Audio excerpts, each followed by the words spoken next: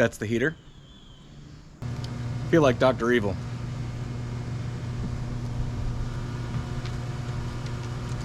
So a year ago, I went on the internet and I bought this hot tub. We're not really hot tub people, so I don't know why I did that. But I drove clear across town, loaded it up, paid $100 for it. The heater doesn't work. The pump did. I don't know if it does now. I bought a propane powered heater, proved that I could make a system that worked, and used it like 3 times. Yeah. Let's see if we can make this better.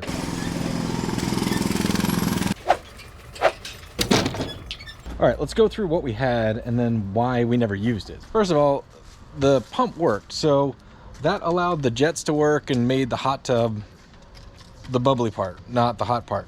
So for the hot part, we went and bought this Camplux, uber cheap off the internet water heater. It's like a battery powered ignition start, propane fueled water heater, right? It has an absolute lack of safety functions, which makes it a great little water heater for a hot tub, because if you're trying to heat a bunch of gallons of water all at once, well, this thing will pump out water that's beyond like scalding. It'll go up to like 160, 170. It doesn't care. So be aware of that if you're actually going to try to use this as a camp shower. In addition to getting ridiculously hot, the other nice thing about it is it starts automatically as soon as there's water flow, right? You have it basically turned on, feed it some water, and bang, it kicks on like a regular tankless. That's awesome. The bad news is it has a safety function, so every 20 minutes it shuts itself off. So if you just kind of like leave it water flowing and don't come out here and tend to it every 20 minutes when you're trying to heat it, it stops doing the heating thing that you want it to do. This was my solution to getting water from here into there. And it worked out pretty well, actually. It's basically just a little sump pump, pushes water in, the water flow just cycles back in and heats up the hot tub. It's pretty simple. Now, I never plumbed it into the hot tub because the circuit board in the hot tub was either on or off. Like, it was either like running or not. And when you're heating up the water, having the bubbles running is actually cooling it down. That said, once I got it up to temperature, this thing and the homemade cover I made for it, once I got it all warmed up and everything, this tub is extremely well insulated and held heat for a long time. But the reality of maintaining it and having to heat it up and having to pay attention, it just wasn't convenient. You know, it's not like, if you're trying to get in the hot tub, that's supposed to be a relaxing thing. If you got to do a ton of work to make this work, then, you know, just go take a hot shower, really. So here's the plan, Stans. I'm gonna clean it out. I'm gonna see if the pump works still, because I may have broken it over the winter. See if it's got leaks that I didn't know about or that it grew over the winter. Then we're gonna see if the sump pump works and if the water heater works, and if all of that works, we're going to go ahead and add an outdoor Wi-Fi outlet so that not only can I set a timer, meaning I can get that Camplux heater to cycle every 20 minutes all by its, you know, happy self, but also, let's say I'm on my way home, in theory, I could bleep bloop that right in there. This thing would fire up and, you know, start heating itself while I'm on the road. And that's, you know, that'd be pretty groovy. If all of that works, we'll see if we like it. If it doesn't, it's got to go down the road, because this is not good enough as is. In fact, it just looks super redneck, which, you know, that is our general aesthetic around here, so that's all right. I'm hearing it. All right. Yeah, we got water shooting out over there. That's good news, because that is still our water delivery system for now. In a moment of genius, I went ahead and turned the water off, and now the sump pump's actually just pulling all the water out so that I can wipe out all these spots, get all this dirt out of here before it cycles through everything. One thing about hot tubs is, like, they drain except for like the last 3 inches, or not 3 inches, last inch all the way around, which is more than enough to collect a lot of gross stuff. So we'll wipe it down, give it a quick like bleach spray. All right, so phase 1 is complete. Our sump pump is working. I mucked it out a little bit. I'm gonna run some water through it, just kind of get out the last bit of dirty water, and then we got to fill it up enough to see if these jets still work and this pump still works, because I do not want to run it dry and kill it right now. And then I guess we got to test our Camplux heater and see if it still works. If all those factors work, we're gonna proceed with this grand master plan. All right, test 2. We've got enough water in there to see if this thing will turn on and pump. I've got the lid kind of back on there because it's, you know, there are some jets that are exposed. So if it happens to work, then it is probably gonna soak me without this lid on there. The other thing is, last time, only some of these buttons work because you should be able to turn off the jets and just have, you know, the water heating. That was an issue, although I did find a troubleshooting manual, so maybe we can look into that. Maybe I can fix it. I don't know. That'd be kind of nice, right? To be able to turn it on and off correctly. This particular unit here is a 115 volt unit, which is one of the reasons I was looking for it. I mean, a lot of these are hardwired in at 220, at least that's what I found. The other thing is, they still make this thing today, basically, and it's around $3,700. So, I don't know. All spas are expensive. Does that make it a quality one? I don't know, because the heater doesn't work if it was. Here we go. Oh, I unplugged it at the other end. Oops, I'll be back.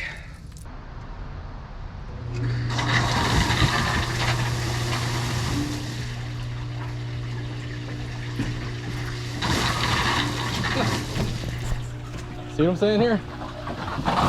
Whoa! I guess it works. See, the panel even turns on, which is pretty impressive, and it's saying that it's 74 degrees. All right, so the sump pump worked.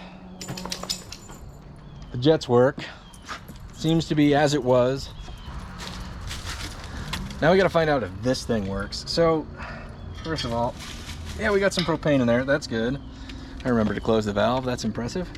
And then it is powered. It turns itself on by D-cell batteries, which are now a year old. People don't know what D-cell batteries are anymore. I don't even, they're like this big, they're cylindrical, they don't have a lightning cable.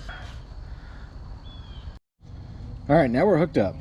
Test 1 is gonna be just run. This is the same hose I had attached to the sump pump. I say have attached to the sump pump. So once I give the sump pump some juice, it's gonna run water through this thing, and what we should see is this panel light up. It will try to light, but without that turned on, it won't do anything except try. If it doesn't try, I'm gonna assume the batteries are dead, because they probably are. And then once I replace those and it doesn't work, I'll know it's broken for sure. All right, we've got water flowing and nothing happening. I'm not particularly surprised. These are batteries. They come in different sizes. These are Ds. We need 2 of them.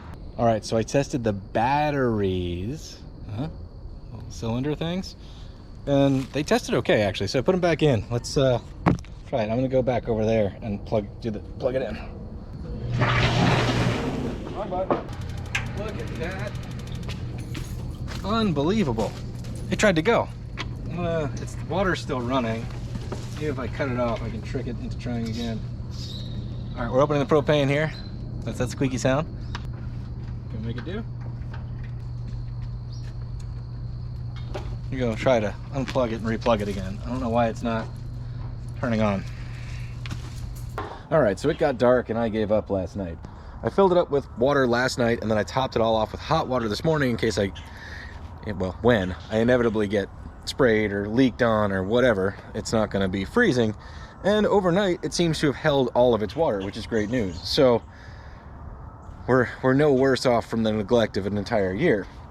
Now this thing, I brought it in for the winter because it was drained, and you know, you do not want it to freeze. I don't think it has any anti-freezing sort of mechanism in there, so just be aware of that. Brought it in for the winter, put it back out here. It's probably spent 9 months of its life outside, completely unprotected like this, and it seems to be trying to fire up.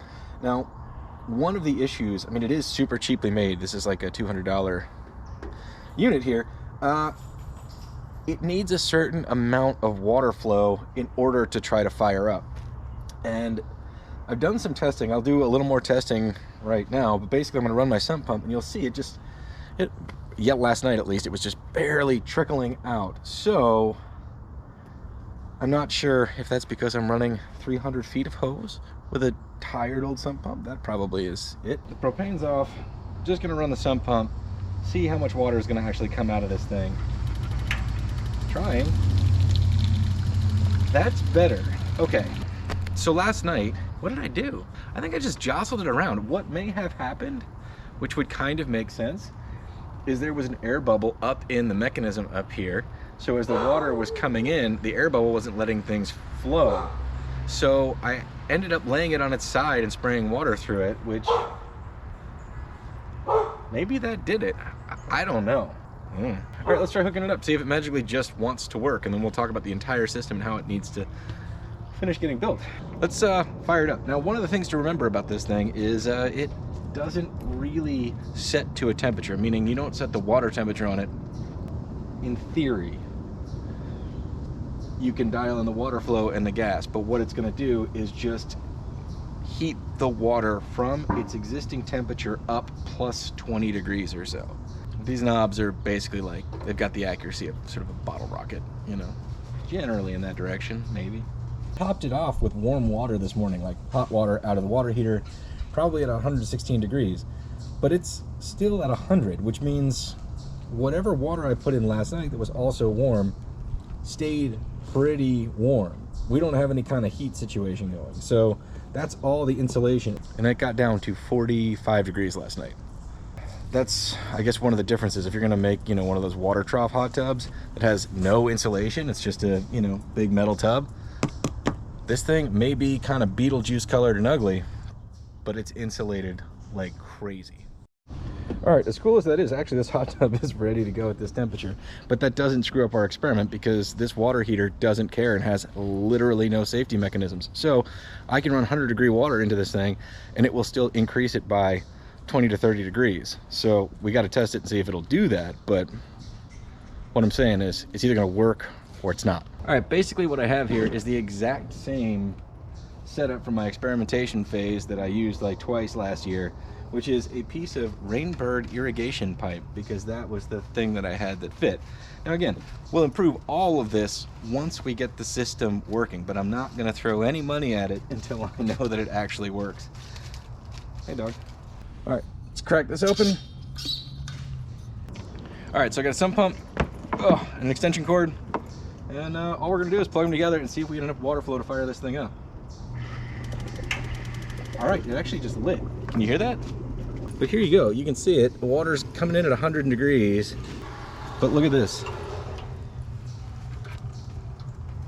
It's putting out 160-degree water.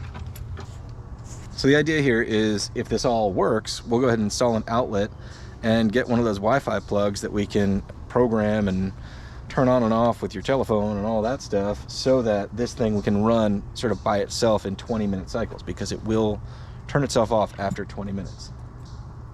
All right, it's claiming to put out 133-degree water. Let's just check the other end and see how she's doing, and then we'll just let her run and see how long she runs. We're set to beef. It's a good setting for hot tubs. You're looking at the number on the right. 142 degrees. That's so hot, right? Like, that's, yeah. That's burn you hot. And that's one of the things about this thing, why this very cheap and very unsafe device is great for hot tub heating. But if you were going to use this as a camping heater, that's just crazy. I mean, think of it this way though, it's increasing our water temperature 36 degrees at a relatively low flow rate. All right, so this is how our proof of concept is running, right? We've got an extension cord running all the way over there, a bunch of hoses, irrigation pipe, all that jazz. Now that it's working, we got to figure out how to make it better and sort of semi-permanent. One of the goals, one of the reasons I was looking for a hot tub to propane power in the first place is I didn't want a big, huge electrical bill, and it seemed really wasteful to keep running like a maintenance load on a hot tub to keep it warm for the occasional times I think it's a good idea. So I thought, well, if I can heat it relatively quickly and keep it somewhat maintained, then I'm only using fuel when I want to use the hot tub. And all I need to do is be able to control the water flow, and it would be nice to be able to do that from not at home. Let's say I had a rough day at work and you wanna, I don't know, use the hot tub or whatever. I can turn it on my way home. It'll be hot by the time I get here. So we gotta make that happen now. All right, so here's everything I hope to make it happen. I bought this off the shelf, an outdoor rated Wi-Fi plug. All the control from the inside now outside. I don't know what that means. It says we can set timers, schedules, and automations. We can monitor energy. That's kind of cool. 15 amp high output and vacation mode. I don't know what those last few things are. It's weather resistant. That's also good. Interestingly enough, each one of these outlets is controlled independently. That's kind of cool. That means I needed to. I could control the bubbles and the hot tub motor on this side and the water flow on the other side. 15 amps, that might be a stretch. We'll see. And remote access from your phone, so whatever. So I went and picked this thing up. It is an outdoor use GFIC outlet, which is, we're around water. We're gonna do that for sure. In-use kit. Now this is a big deal. I made this mistake last time I tried to do anything outdoors with outdoor wiring. Let me show you. I installed these things, which are great. It's a GFIC outlet in here, and you know, it's covered with its outdoor cover McGee. The issue with this is, and I'm a big dummy for not realizing it, it's not weatherproof if you have something plugged in, which is a problem because I kept leaving stuff plugged in. This outlet is totally dead. We should have power running at the house still, but the GFIC, the breaker in there, has been tripped so many times, it's toast. We're gonna replace all of this and then run this unit up somewhere over there. So the difference between this guy and this contraption here is it has little breakouts so the plug can be routed out from underneath the plastic cover and everything can stay plugged in and still be weatherproof. That is pretty critical for working. I learned that the hard way.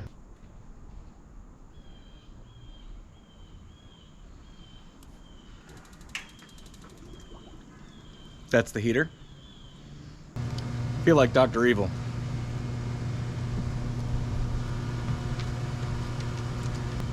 And we can magically turn them both right back off.